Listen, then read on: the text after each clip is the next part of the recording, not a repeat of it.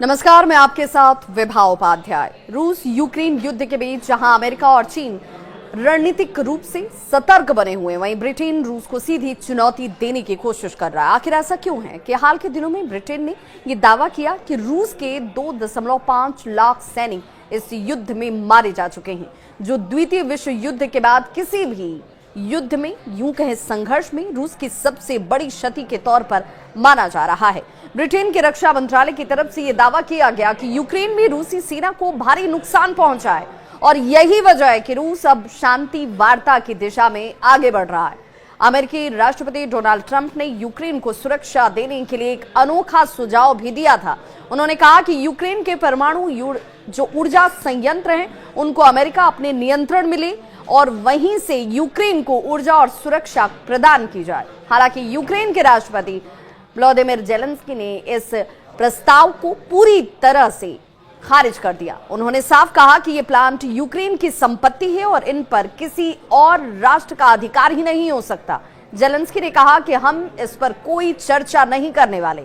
हमारे पास 15 परमाणु संयंत्र हैं और वे हमारे देश के हैं। युद्ध के 3 साल के बाद अब यूक्रेन ने ये संकेत देने शुरू कर दिए हैं कि वो रूस के साथ शांति वार्ता के लिए तैयार हो सकता है। हालांकि यूक्रेन की शर्त है कि पहले रूस को कब्जा किए गए इलाकों को छोड़ना होगा। रूसी सेना ने युद्ध की शुरुआत में ज़पोरिजिया परमाणु संयंत्र पर कब्जा कर लिया था, जो यूरोप का सबसे बड़ा परमाणु संयंत्र है। ज़ेलेंस्की का यह भी कहना है कि अगर अमेरिका इस संयंत्र को रूस से मुक्त कराने में, उसमें निवेश करने और उसे आधुनिक बनाने में मदद करता है, तो ये प्रस्ताव विचार करने योग्य हो सकता है, यानी यूक्रेन इस पर विचार कर सकता है। ये शर्त यूक्रेन की तरफ से सामने लाए गए हैं। जहां अमेरिका और चीन इस युद्ध में संतुलन बनाए रखने की कोशिश कर रहे हैं, वहीं ब्रिटेन खुलकर रूस के खिलाफ आक्रामक रुख अख्तियार किए हुए है।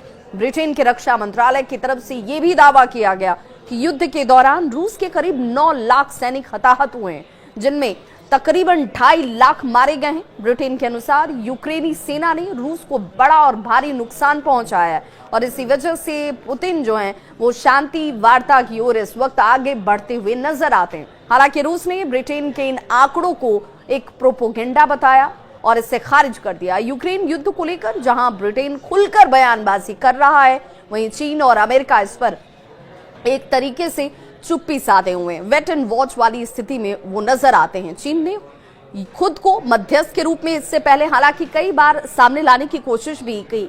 कई बार रूस और यूक्रेन के बीच वार्ता का प्रस्ताव भी दिया। दूसरी तरफ अगर अमेरिका की बात करें तो ट्रंप के सुझाव के बावजूद युद्ध में सीधे हस्तक्षेप करने से वो बचता हुआ भी नजर आ रहा है। देखना होगा कि क्या इस नरम रवैये से ये युद्ध जो है वो शांत होता है, रुकता है, बंद होता है। ये इस वक्त सबकी निगाहों में बना हुआ है। इस खबर पर क्या है आपकी राय, बताइएगा जरूर। मैं आपके होस्ट और दोस्त विभा।